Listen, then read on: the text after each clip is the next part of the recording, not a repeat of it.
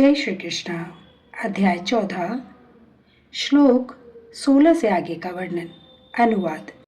पुण्य कर्म का फल शुद्ध होता है और सात्विक कहलाता है, लेकिन रजोगुण में संपन्न कर्म का फल दुख होता है और तमोगुण में किए गए कर्म मूर्खता में प्रतिफलित होते हैं।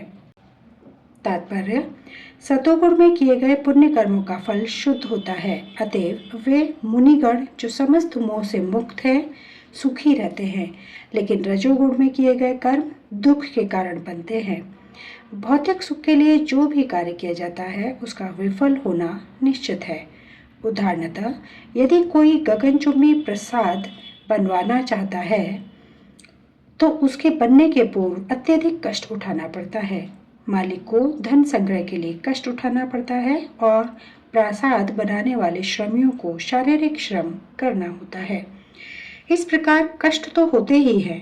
अतएव भगवत गीता का कथन है कि रजोगुण के अधीन होकर जो भी कर्म किया जाता है उसमें निश्चित रूप से महान कष्ट भोगने होते हैं।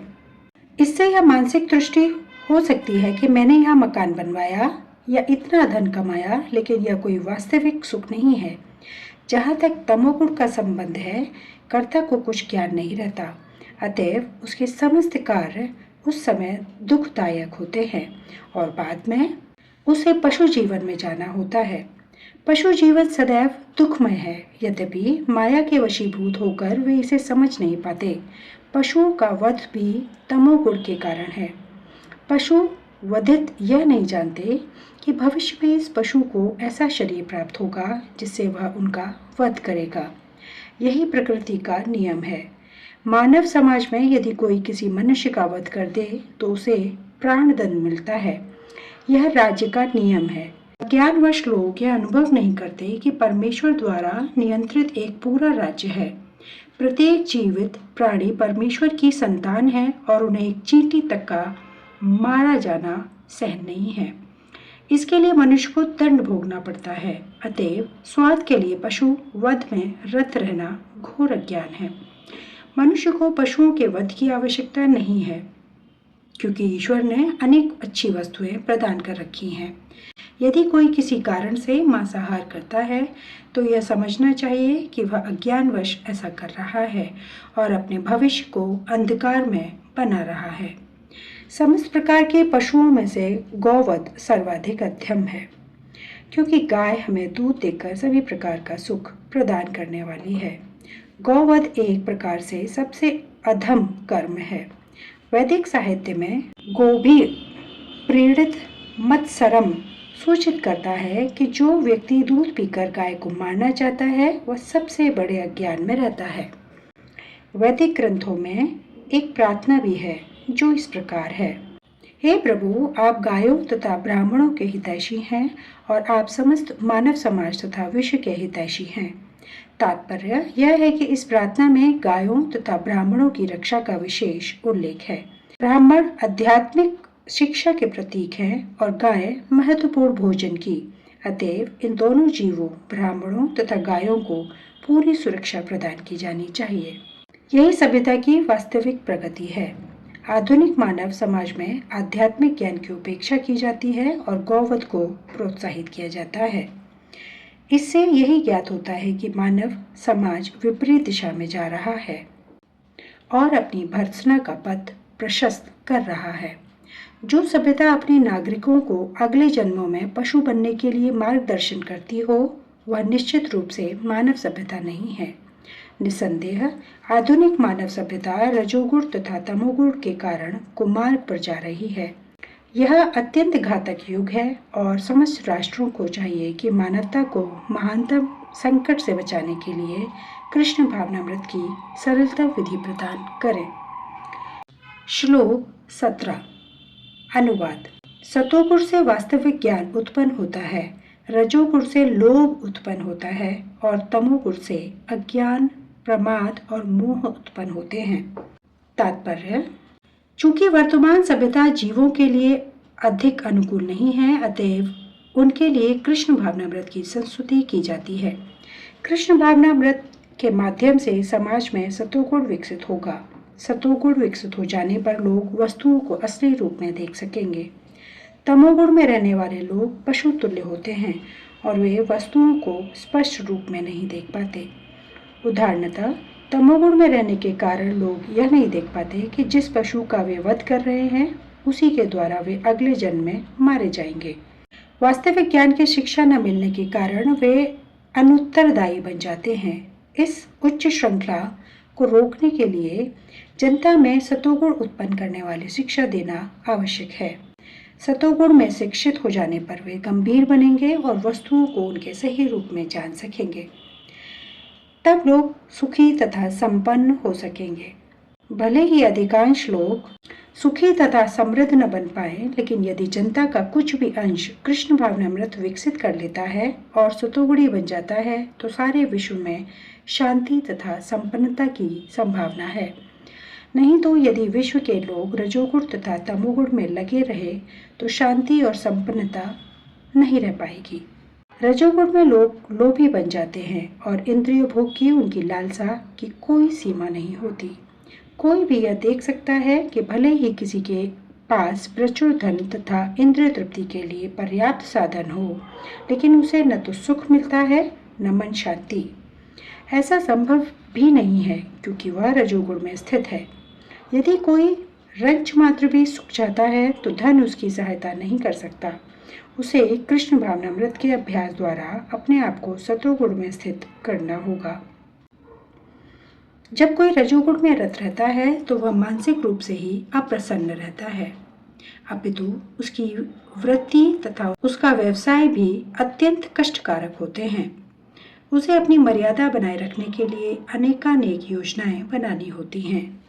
यह सब कष्टकारक है। तमोगुण में लोग पागल हो जाते हैं, अपनी परिस्थितियों से ऊब करके मगसेवन की शरण ग्रहण करते हैं और इस प्रकार वे अज्ञान के गर्त में अधिकाधिक गिरते हैं। जीवन में उनका भविष्य जीवन अंधकार में होता है। श्लोक 18 अनुवाद। सतोगुणी व्यक्ति क्रमशः उच्च लोकों को ऊपर जाते हैं, रजोगुणी इसी पृथ्वी लोक में रह जाते हैं और जो अत्यंत गर्हित तमोगुण में स्थित हैं वे नीचे नरक लोकों को जाते हैं। तात्पर्य।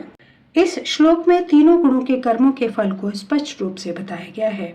ऊपर के लोकों या स्वर्ग लोकों में प्रत्येक व्यक्ति अत्यंत उन्नत होता है। जीवों में जिस मात्रा में सतोगुण का विकास होता है उसी के अनुसार उसे विभिन्न स्वर्ग लोकों में भेजा जाता है।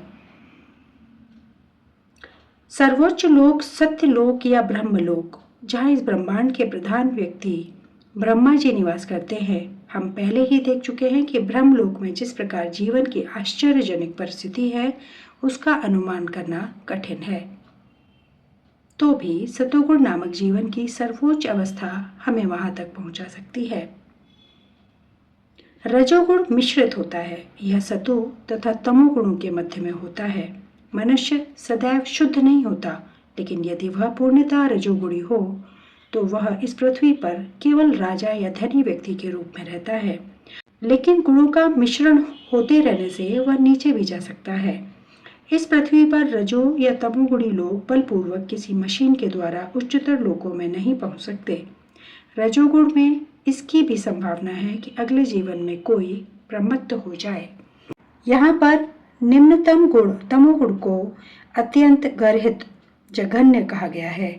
अज्ञानता तमोगुण विकसित करने का परिणाम अत्यंत भयावह होता है। यह प्रकृति का निम्नतम गुण है। मनुष्य योनि से नीचे पशु पक्षियों सरीसृपों वृक्षों आदि की 80 लाख योनियां हैं और तमोगुण के विकास के अनुसार ही लोगों को ये अधम योनियां प्राप्त होती हैं। यहाँ पर तामसा शब्द अत्यंत सार्थक है। यह उनका सूचक है जो उच्चतर गुणों तक ऊपर न उठकर निरंतर तमोगुण में ही बने रहते हैं। उनका भविष्य अत्यंत अंधकार में होता है। तमोगुणी तथा रजोगुणी लोगों के लिए सतोगुणी बनने का सुअवसर है और यह कृष्ण भावनामृत विधि से मिल सकता है। लेकिन जो इस सुअवसर का लाभ नहीं उठाता वह निम्नतर गुणों में बना रहेगा। श्लोक 19 अनुवाद। जब कोई अच्छी तरह जान लेता है कि समस्त कार्यों में प्रकृति के तीनों गुणों के अतिरिक्त अन्य कोई कर्ता नहीं है, और जब वह परमेश्वर को जान लेता है तो इन तीनों गुणों से परे है, तो वह मेरे दिव्य स्वभाव को प्राप्त होता है। तात्पर्य: समुचित महापुरुषों से केवल समझकर तथा समुचित ढंग से सीखकर मनुष्य प्रकृति के गुणों के सारे कार्यकलापों को लांघ सकता है। वास्तविक गुरु कृष्ण हैं और वे अर्जुन को यह दिव्य ज्ञान प्रदान कर रहे हैं। इसी प्रकार जो लोग पूर्णतः कृष्ण भावना भावित हैं, उन्हीं से प्रकृति के गुणों के कार्यों के इस ज्ञान को सीखना होता है, अन्यथा मनुष्य का जीवन कुमार्ग में चला जाता है। प्रामाणिक गुरु के उपदेश से जीव अपनी आध्यात्मिक स्थिति, अपने भौतिक शरीर, अपनी इंद्रियों तथा प्रकृति के गुणों के अपने वृद्धावस्था होने के बारे में जान सकता है। वह इन गुणों की जकड़ में होने से असहाय होता है, लेकिन अपनी वास्तविक स्थिति देख लेने पर वह दिव्य स्तर को प्राप्त कर सकता है, जिसमें आध्यात्मिक जीवन के लिए अवकाश होता है। वस्तुतः जीव विभिन्न कर्मों का कर्ता नहीं होता, उसे बाध्य होकर कर्म करना पड़ता है, क्योंकि वह विशेष प्रकार के शरीर में स्थित रहता है जिसका संचालन प्रकृति का कोई गुण करता है। जब तक मनुष्य को किसी आध्यात्मिक मान्यता प्राप्त व्यक्ति की सहायता नहीं मिलती, तब तक वह यह नहीं समझ सकता कि वह वास्तव में कहाँ स्थित है। प्रामाणिक गुरु की संगति से वह अपनी वास्तविक स्थिति समझ सकता है और इसे समझ लेने पर वह पूर्ण कृष्ण भावनामृत में स्थिर हो सकता है। कृष्ण भावनामृत व्यक्ति कभी भी प्रकृति के गुणों के चमत्कार से नियंत्रित नहीं होता। 7वें अध्याय में बताया जा चुका है कि जो कृष्ण की शरण में जाता है वह प्रकृति के कार्यों से मुक्त हो जाता है। जो व्यक्ति वस्तुओं को यथारूप में देख सकता है, उस पर प्रकृति का प्रभाव क्रमशः घटता जाता है। श्लोक 20। अनुवाद: जब देहधारी जीव भौतिक शरीर से संबंध इन तीनों गुणों को लांघने में समर्थ होता है, तो वह जन्म, मृत्यु, बुढ़ापा तथा उनके कष्टों से मुक्त हो सकता है और इसी जीवन में अमृत का भोग कर सकता है। तात्पर्य: इस श्लोक में बताया गया है कि किस प्रकार इसी शरीर में कृष्ण भावना भावित होकर दिव्य स्थिति में रहा जा सकता है। संस्कृत शब्द देही का अर्थ है देहधारी। यद्यपि मनुष्य भौतिक शरीर के भीतर रहता है, लेकिन अपनी आध्यात्मिक ज्ञान की उन्नति के द्वारा वह प्रकृति के गुणों के प्रभाव से मुक्त हो सकता है। वह इसी शरीर में आध्यात्मिक जीवन का सुखोपभोग कर सकता है, क्योंकि इस शरीर के बाद उसका वैकुंठ जाना निश्चित है। लेकिन वह इसी शरीर में आध्यात्मिक सुख उठा सकता है। दूसरे शब्दों में, कृष्ण भावनामृत में भक्ति करना भवपाश से मुक्ति का संकेत है और अध्याय 18 में इसकी व्याख्या की जाएगी। जब मनुष्य प्रकृति के गुणों के प्रभाव से मुक्त हो जाता है तो वह भक्ति के प्रविष्ट होता है। श्लोक 21 से आगे का वर्णन अगले वीडियो में। धन्यवाद। जय श्री कृष्ण।